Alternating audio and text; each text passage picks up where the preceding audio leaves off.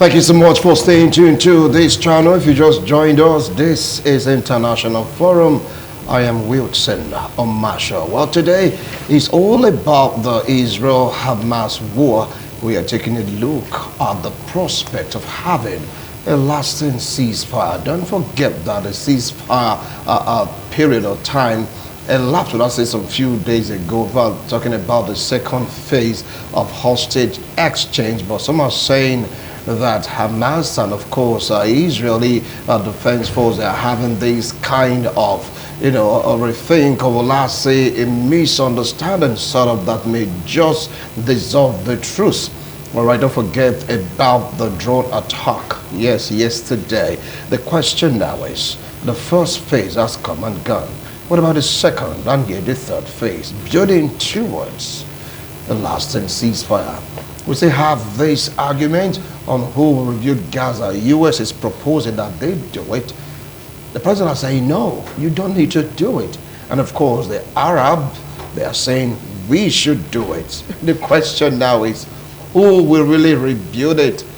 And when you take a look at the fragile peace, is it really what the energy put into making sure that there was a ceasefire in the same place?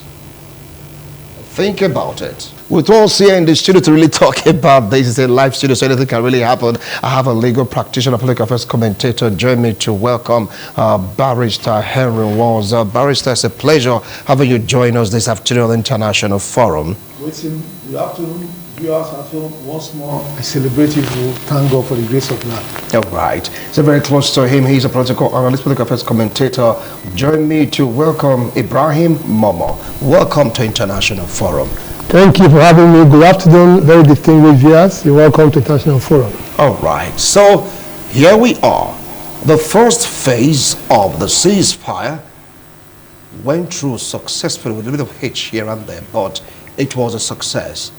33 Israeli hostages to 1,330 Palestinian hostages. It's like, a swap, so to speak. Now, that was the first phase. There was a time frame given for the first phase. It has come and gone. Now, at the end of the first phase, talking about the date, Israel quickly mobilized using tractors, bulldozers to start demarcating, bulldozing, trying to create a buffer zone.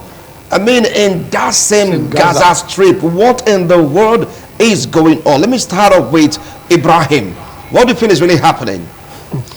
It's a very interesting series of events going on in Gaza, Palestine. First, you have October 7, 2023, when the Hamas group attacked Israel and took some hostages.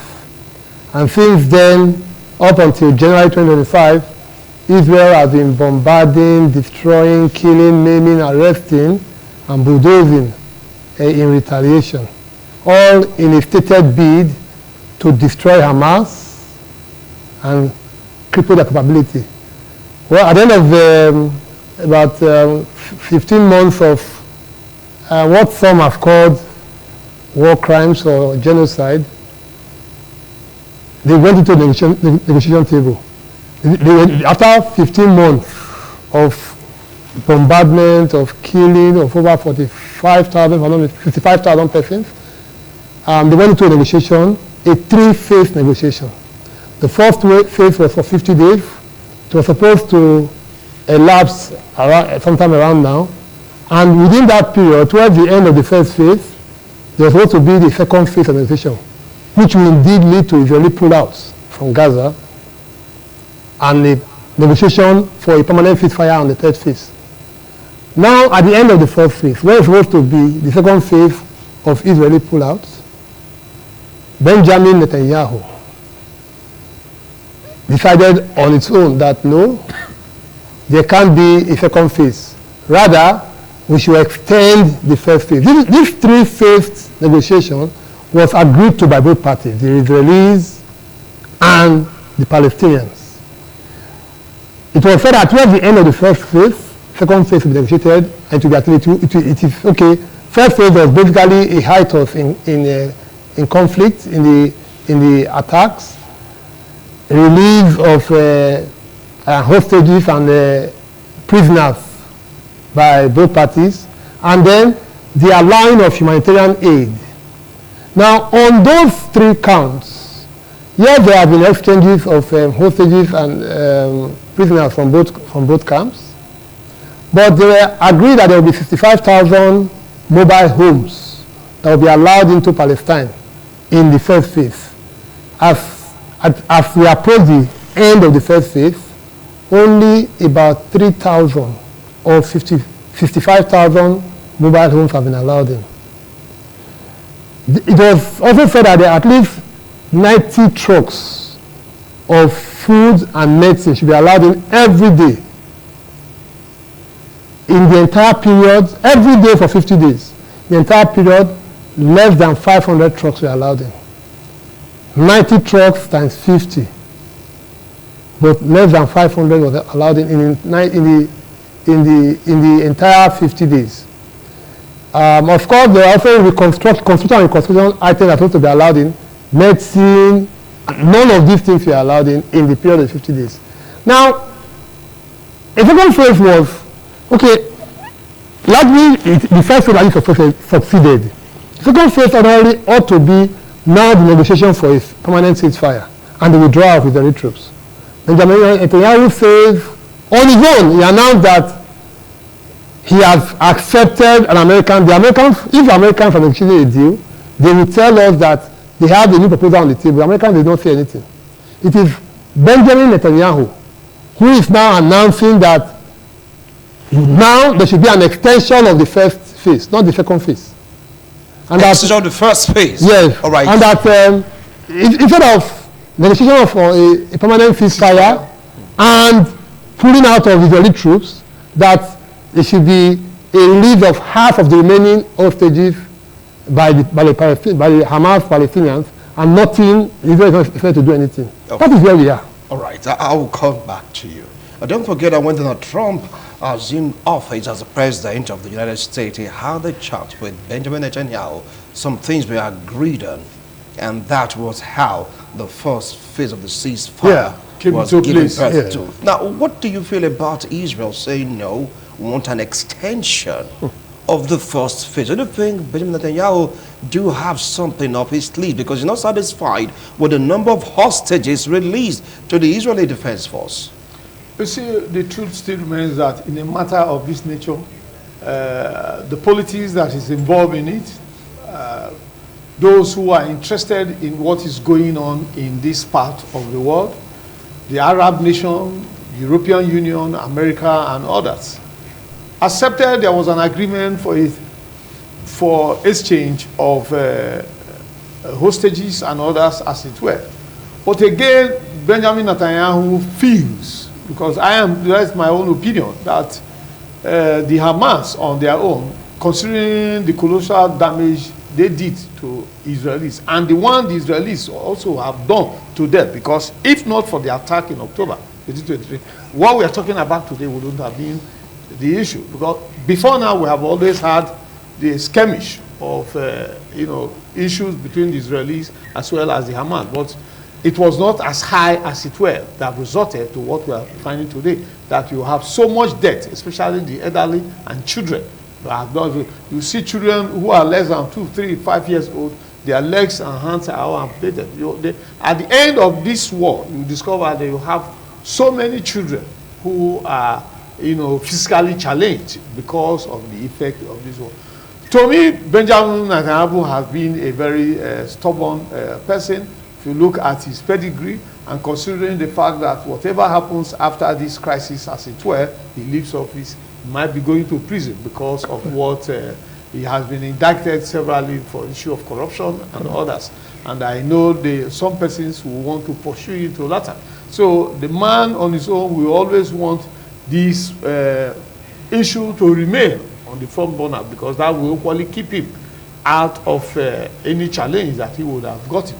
But again, the question there is, if there is need for there to, abide by the terms of agreement, as it were, 50 days to enable you do that which you would have done. The Hamas have, to some extent, let's say 80 or 90%, they have met with their own condition, as it were. Then it was not left for Israel to continue, with their own part. But the man now asking for extension of that phase, it becomes a challenge. You now ask yourself, why the extension of the first phase when there's already an agreement that within that 50 days of the first phase, this all will happen, and then you now go to the second phase that borders on the issue of withdrawal, and then, as it were. But you'll find out that human beings being what we are, sometimes the issue of ego comes into place. And sometimes you find other influences, just as I earlier said, you find influences of people, of other nations. And then that is where I question, what is the role of the United Nations, in all these, as it were, when these countries, they find themselves at this crossfire, as it were. If not for Donald Trump, who has come in and played some role, as it were, just as he's doing in Ukraine, notwithstanding the clash between him and Zelensky, as it were. But again, I believe that with much pressure, Netanyahu will see the reasons why things need to be done, for there to be peace in the Middle East, as it were. All right, now, top of the people aside the indictment and all that, he's putting Israel first.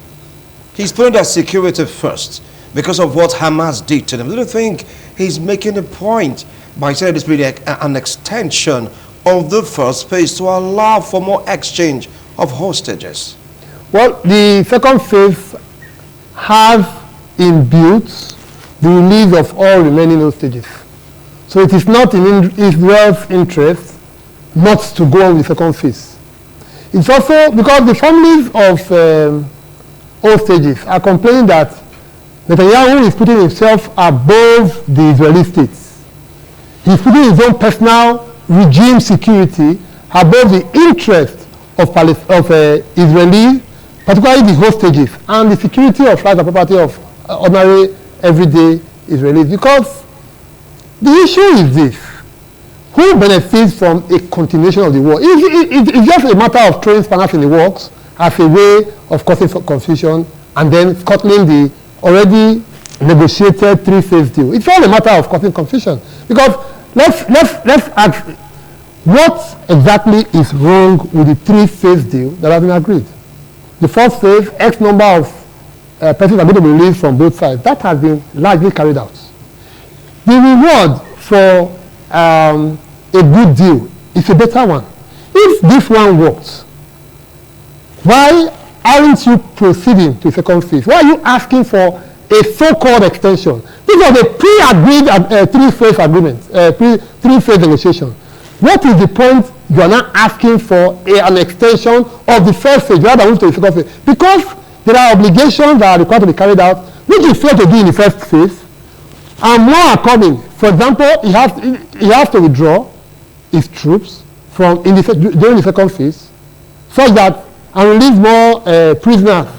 And then, of course, hostages are supposed to be entirely released in the second phase. So what is wrong with going on this, except the fact that Benjamin Netanyahu does not want peace. He knows, like my distinguished colleague has said on the set already, if a negotiated peace takes place, he is going to face, there are already corruption cases that have been concluded. He is only not in prison because he has immunity as prime minister. That's why he's not in prison locally. And then for the last 15 months, Netanyahu has committed what even the United Nations Secretary General has called war crimes. He has committed genocide. These are, in fact, he has cases with the ICC, International Criminal Court, brought forth by South Africa. You know that locally there is corruption charges that he's going to be jailed for. Internationally, he has war crimes and genocidal charges against him. Not just him, of course, some leaders of Hamas, two of whom have been killed. Yahya Sinwar and, of course, the political leader who was killed in Tehran. Tehran, yeah. Yeah. So those 4 Hamas leaders and 4 Israelis, including Smotrich, the defense minister, they have war crimes allegations already charged against them. So right. it is a bid to maintain power and escape justice. I think that's why he's doing what he's doing. But what is painful more than any other thing is the fact that the only country that exercises leverage, real leverage, over Israel is the United States of America. We'll come to that. But they are unwilling to do it. We will come to that. Now, he talked about criminal charges or war crime. Don't forget, when Donald Trump came to the picture, he said, the International Criminal Court, they are not right in that particular judgment. He made it open to them. They cannot accuse Benjamin Netanyahu, the state of Israel, of committing a war crime. After all, we all knew how all these things started. That is on one hand. Some of the opinion that even after the war, depends on the outcome of this war, they may just choose to waive off all allegations leveled against Benjamin Netanyahu if he's able to return those hostages dead or alive. What do you have to say about this? You see, the truth still remains, just as rightly said. Generally, you have the International Court of at Hague that focuses on the issue of war crime and genocide. Especially these leaders, have committed all this, as it were. But you find out that at the end of the day, it's still the same old song as it used to be, because the actions of these leaders were not taken solely by themselves, as it were, because decisions are mostly taken by a particular group, or maybe just as we are talking about Benjamin Netanyahu. Well, I know of a truth that he is the prime minister, but again, most of the decisions were not taken solely by him of what is happening between the Israelis and the Hamas, as it were. Because if there is no smoke without fire, because something has caused it, if they were not attacked, as it were, all these issues wouldn't have come up. So defense, they must have their own defense. We were attacked. So many of our people were taken as hostages. Many were killed. So if you are not saying that I have committed war crime or I have committed genocide, what now happens to those? They will also claim that it was issued based on an issue of self-defense, because I was attacked. You don't need for me to wait for the second attack without me finding a solution to what has happened. So I know that there will always be a defense when it borders on this issue of genocide and issue of war crime, of actions that were carried out. Accepted, America will always raise issues for defense, just as you rightly said. Donald Trump is making a case for them that the actions was not a premeditated one. It was actions that happened because there was a cause and effect of that cause that brought about where we are today in the world. But again, I still ask that question: what has been the role of the United Nations? What have they done in trying to see there is peace in the world as they claim to be? But unfortunately, most of all these countries that the Israeli and the Hamas, their actions are being financed by certain persons.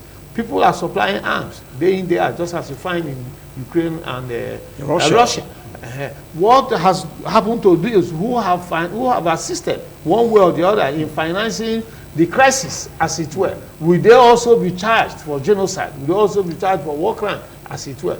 Because if there are no persons to support your actions, to some extent we will be able to say, okay, it is time for a truce. Just as he said, agreement, they had an agreement. 50 days, within that 50 days, this is what we have in the first phase. But again, Benjamin Netanyahu will not say, oh, I need an extension, because the issue of trust does not now comes in. And again, are you not sure that some other influences have not asked, oh, you have to be very careful of these people. If you say, let us go to the second phase, which was on the issue of you withdrawing completely from the Gaza, don't you think that these people might rise up tomorrow and be able to attack again as they did in the past? And then asking that all the hostages, including those who are dead, the question there, those who are dead, will their body be seen? Because these are things, there is something this you will ask for, knowing fully well that you cannot get. Because those who died or within this period, some of their bodies must have been disposed of, or depending on how actually they got it, you cannot get those ones, as it were. So, and Benjamin Netanyahu demanded all this is going to be a difficult task at the end of the day. All right. Now let's zoom in again down to the reason why Benjamin Netanyahu says he needs an extension. The first question again is this: is it a crime to ask for an extension? Secondly, they don't think there are some intel that are not privy to that he has. That's the reason why this man is saying extend this time, we need to do one or two things to make sure that the agreement stands solid without Hamas being a threat to the state of Israel. Well, I think before we respond to what's his motivation for wanting to ask for an extension rather than leaving, if a lawless person is a lawless person anyway. It's not compulsory that. Are you not saying that he's lawless? No, if there's an agreement, a gentleman. If there's an agreement, you can say terms and conditions apply. I want an extension. No, a gentleman. One of the ways a gentleman is that he lives up to his agreement. When his word is his bond. Somebody who negotiates, who goes into a negotiation, and they agree that for sustainable peace, we have a three-phased sets of stages towards sustainable peace. The first stage is for 50 days. The second phase is for another 50 days, and the third phase.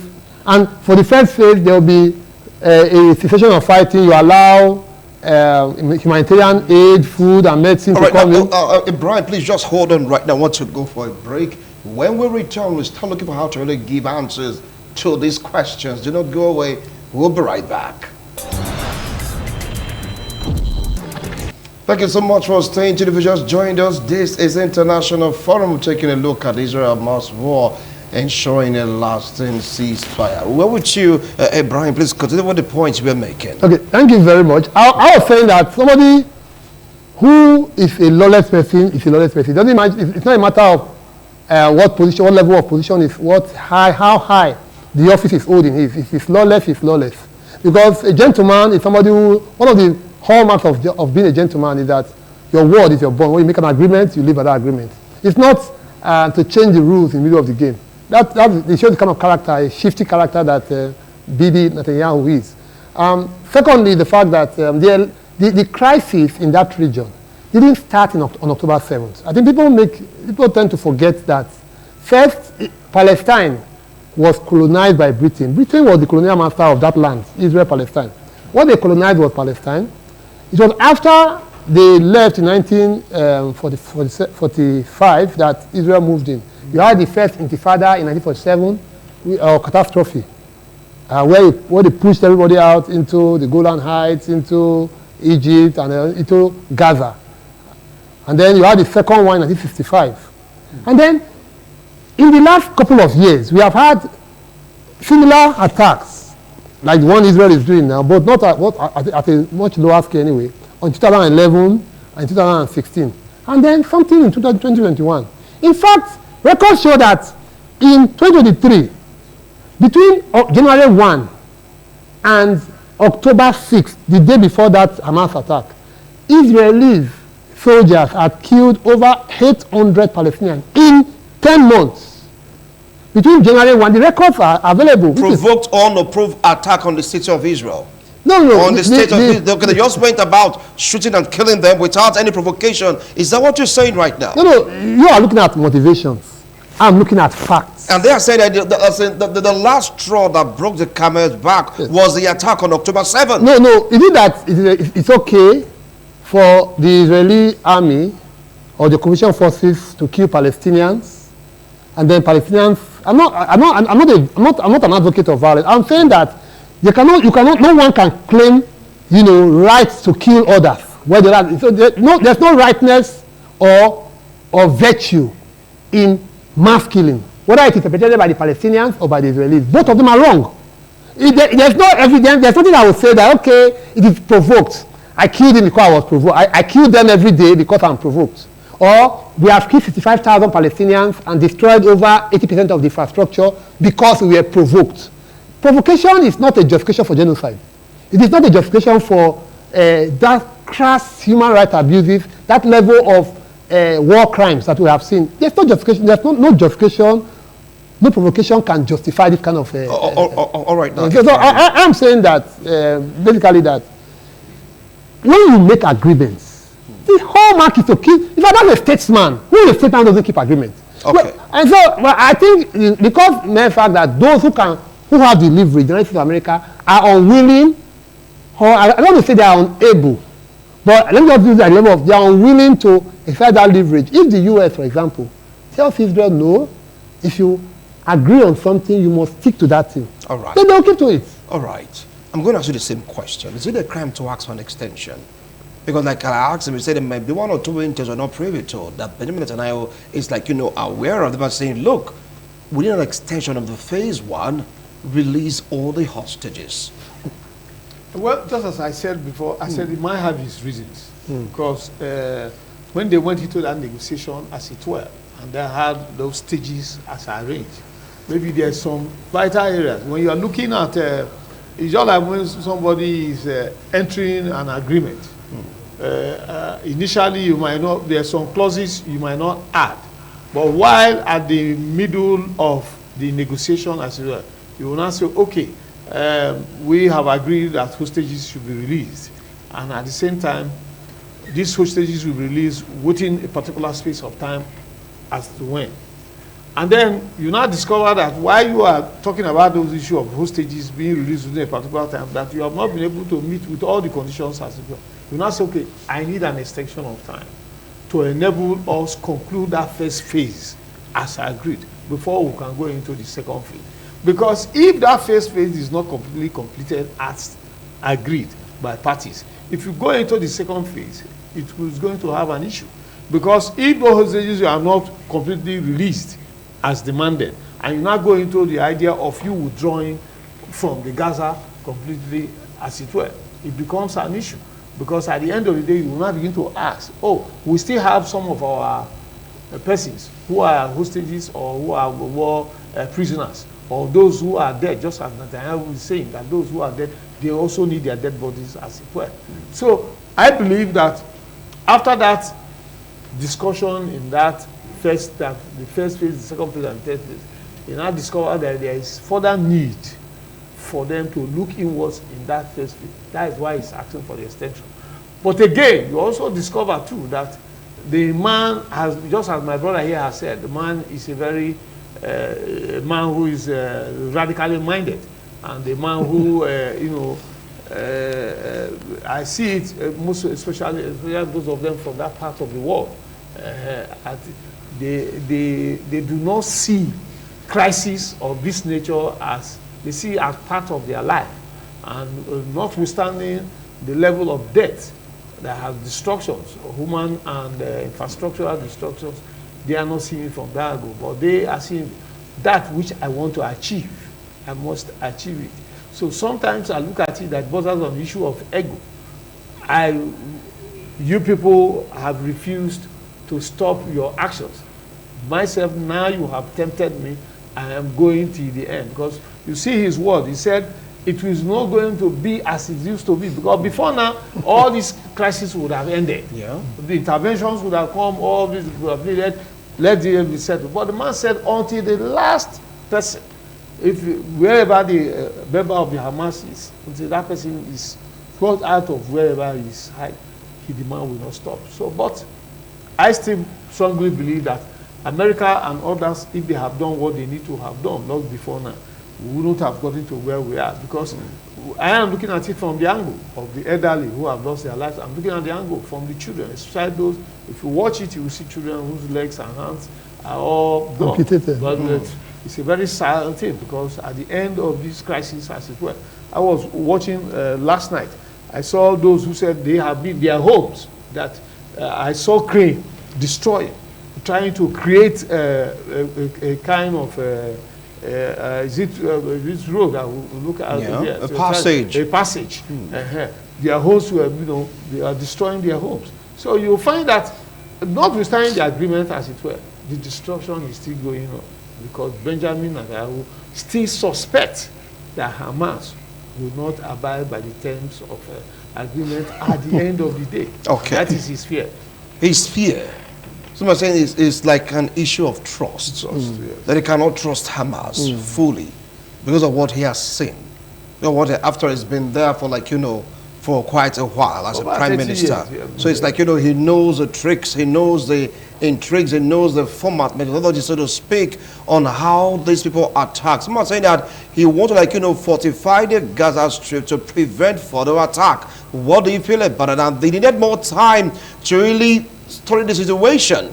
You know that when these hostages were like, released, exchanged, like, claps, cheers from both parties. But when I say, no, give us enough time. That is on one hand. On the other hand, you said that U.S. is not really saying anything much about it. The only thing that's had been out there, like, against it, they would have objected to this particular plea, or last say, demand for an extension. Okay, well, the first thing to note is that in the second phase of the agreement that is due to commence, all remaining hostages are supposed to be released from the Palestinian side. But the kicker is that when it's a negotiation, it's not a left or right thing. It's a middle course thing. Middle course thing, yes. We are getting, while Benjamin Netanyahu does not want the agreement, the first thing is that he has some obligations he has to meet too. If his unwillingness to meet those obligations, for example, somebody who is a war criminal knows that if the war ends, I will go to prison. He will never want the war to end. Somebody who is guilty of corruption knows that when the war ends, I don't have anything that's keeping me. He's running what you call a war cabinet now. If there's no war, you can't run a war cabinet. War cabinet is without check. But still, this man has been there for over 2 decades now. These are the people he's really going into war. He's been there. No, so why would you say he's a war criminal? No, I'm saying that. Thank God, I'm saying that the ICC. No. Guilty. Mr. Wilson, innocent. Mr. Wilson. Yes. You know that he has been indicted. Benjamin Netanyahu has been indicted by the ICC. This is public knowledge. We are on live TV. 4 Israeli ministers, including the Prime Minister, and 4 leaders of Hamas have been charged by the ICC. And they kicked against the result of the ICC saying they are not guilty. You are they are saying what they are saying is wrong. Even America said what the ICC said about Benjamin Netanyahu and those 4 Israelis, they're totally wrong. Because they are defending themselves. The argument you are pushing is a lawless argument. It's a question mark. No, look at it. Because you are saying you have a war criminal. You have a lawyer. Until proven guilty, you come defend yourself. So it remains innocent. That's the point I'm even trying to make. Okay. Now, as Prime Minister, he's shielded from prosecution. The moment the war ends, he will face the ICC. He has no immunity covering him. He has no state power. He has no state authority covering him anymore. That's international law. ABC of international law. When you don't have immunity, you are going to face. We have had leaders like the ICC has even charged Vladimir Putin. That's why he doesn't travel to the Russian president. That's why he doesn't travel to every country. In fact, when the what do you call it now, BRICS met in South Africa, I didn't go because South Africa is a signatory to the ICC. Means that if he goes there, some guys are obliged to arrest him and send him to the Hague. So, Bibi Netanyahu knows that if this war ends, he's going to face the ICC. He knows that if the war ends, the corruption, he has been convicted in Israel of corruption. It's not, this one is not ICC that he has been charged. In Israel, he has been convicted. He has not been sentenced because he has immunity as prime minister. These facts are there. When the war ends, what will be the immunity that will cover him? In what cabinet he has in place now? He cannot be. He was elected originally. He turned it to a war cabinet when he was going to war in 2023 against Palestinians, against the Hamas. That's when he dissolved parliament, he dissolved the cabinet, and appointed a four-man team, which he calls the war cabinet. When the war ends, you cannot have a war cabinet. The rule of law will return. The rule of law. So I think that is where the gap is. People don't get it. What are his motivations? It's not because he is interested. If he's interested in the return of the Israeli hostages and even the dead ones, body of the dead one, in the 15 months he was bombarding, decimating, destroying, and killing Palestinians in Gaza. How many people did he receive? Wait, no, let me ask this question. It's a good question to round up before you come in. In the 15 months he was doing all those killings and destruction, how many people did he get back? Okay. Now that there was been a 50 days hiatus, how many people got it back? Is there no difference? People have come in now that they couldn't get in 15 months. All right. Over now to you, Barrister. You've heard this point, strong as they are. This point given, but the other was saying that he's a war criminal to proven guilty. He's proven guilty. He's not. You see, for now he's still assumed to be innocent. he has not been convicted. Yes. He has not been convicted, and again, he has not even gone there to defend himself because he still has his defense, because he must be given the opportunity of fair hearing for him to say his own side of the story, to actually find out if he was actually directly involved in it, as it were. Because the one that we have seen. Because he will be able to say that the decisions were not taken solely by me. Okay. I have, just as you rightly said, All right, you now, have a war cabinet. You just hold on. We want to go for another break. We'll be right back. Don't go away.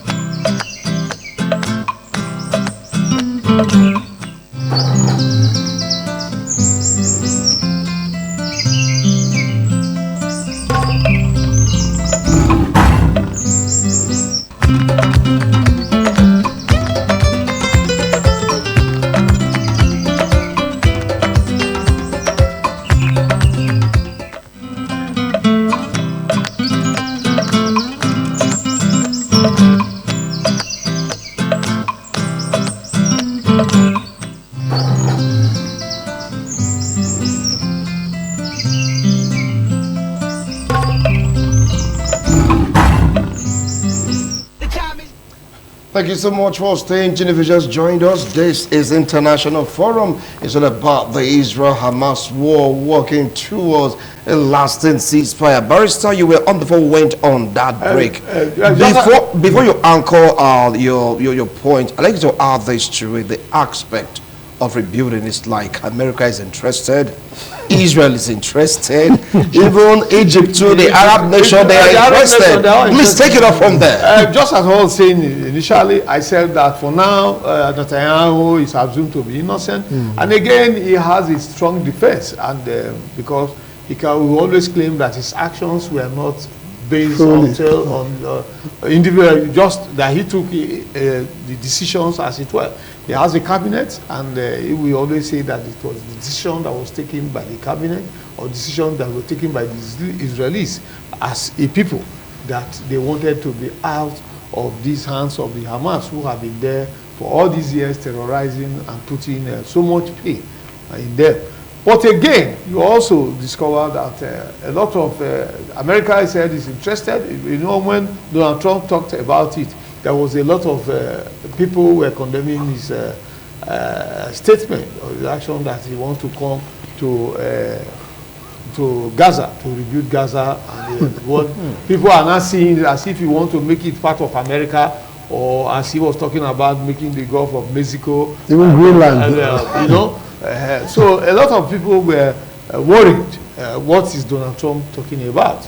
And you also find out that the Israelis too, on their own, they are also interested in rebuilding the Gaza. And I know why the Israelis want to rebuild the Gaza, because rebuilding the Gaza, it will go a long way in ensuring that they keep the Hamas a check, to ensure that they do not wake up again and begin to attack them as they used to be.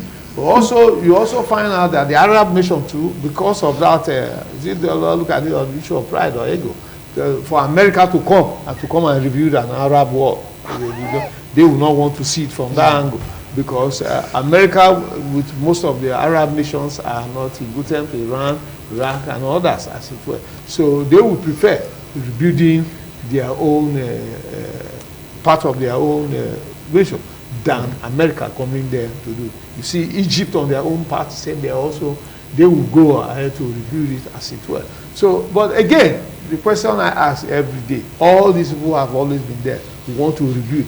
Where were they when this crisis started? Why did they not put a stop? This Hamas, they have their leaders, they are known leaders, though some of them have been eliminated one way or the other. These known leaders, where are all these countries? Why did they not call all these their leaders to order and say, oh, your actions have gone too far. Why do you take it to that level? Today, some of the leaders are gone, but you have a lot of casualties. The casualties, especially the elderly, casualties in terms of children who have, their hands, their limbs all cut off, as it were. So, and you find out that in the next 5-6 years, what will happen in this part of the world, the people will continue to remember what they passed through, the trauma they have passed through, especially women who have their husbands are killed, either they were as soldiers or any other role they were playing during this period of the crisis. But again, I still say that Israel will continue to check the activities of Hamas. They will not give in. Over now to you. The prospect of rebuilding, because you can see the clip devastation is like everything is in shambles, rubbles. You just made the question of who to rebuild. Oh, well, the first thing is that to ask who destroyed, but Israel destroyed those things destroyed, that massive destruction we are seeing. Who is guilty of doing that? Israelis. How? Well, that is war. No, that's what I'm saying. Yes. How is it sense? How is it common sense? It is no common sense. It goes without saying that the man who is a destructive element cannot be the one to rebuild. That's the first thing. Because those infrastructure were there, willfully, in advance, and you destroyed them. You cannot be the one to tell the world that you want to rebuild what you have destroyed. If you had the sense of construction or building, would you be so intent or that level of carnage and destruction? The answer is no. Secondly, is Donald J. Trump, the real estate developer, now president of the United States of America. He wants to give them good estates. The man who, on bringing the power, all he's thinking about is acquiring land. He talked about taking over Greenland. Next thing he's talking about is Gaza. Gaza, Gulf of Very funny. Very funny. Are you going to blame him? Because constant fight between Israel and Gaza just these destructions should never have happened. If Hamas didn't attack Israel, I am saying that we should not be playing with history. We should not deceive us with history. The attacks didn't start on October 7th. I just told you, which is verifiable. Our viewers are watching. But some are saying that was the height. No, the people that were killed on October 7th, were they more than the one that were killed from January to October? That's good question. No, so it is not those who are destroying or those who are helping them to destroy, giving them all the weapons, all the Raptors, all the equipment to destroy. It's not the one that will now be the one to. If you have interest in building, you should first have the interest in not destroying. So the moment you have agreed that you are a destructive element, the issue of rebuilding can never be trusted to you. So I think that whether it is the United States of America or it is Israel, there's no room for them in the reconstruction. Palestinians cannot. It is their homeland. You can't take them out of their homeland. But still, they cannot rebuild it because they don't have what it takes to rebuild it. What does it take to rebuild? All right, Barrister, you're going to have the last line on the discussion because our time is up. What advice do you have for the persons involved in this negotiation? Should it be extended or should it go back to status quo? Briefly, our time is up. Well, to me, the negotiation should be extended. We need peace in the world. We need peace in Gaza. We need peace in the Arab world. Because once there is peace in this part of the world, there will be peace everywhere. Because we are talking about the people in Gaza, they are human beings. Day in, day out, children are dying. Elderly are dying, women are dying, men are dying. So with the extension, we go a long way. But again, the issue of trust is very, very important because Benjamin Netanyahu believes that these Hamas cannot be trusted. All right. All right, thank you so much. You said extension is advisable because of peace. Peace, yes. And you are saying maintain your word. 50 days is 50 days. Yes, if you have agreed at the outset that there's going to be a 3-phase withdrawal, stick to the plan. All right. Let's see how this will pan out. Mind you, Benjamin is saying you must give us an extension. I'm not saying crying foul. They didn't follow the agreement. But we need peace. Anyhow they want to do it, let there just be peace. We'll do it again next week, Tuesday, God willing. Bye for now.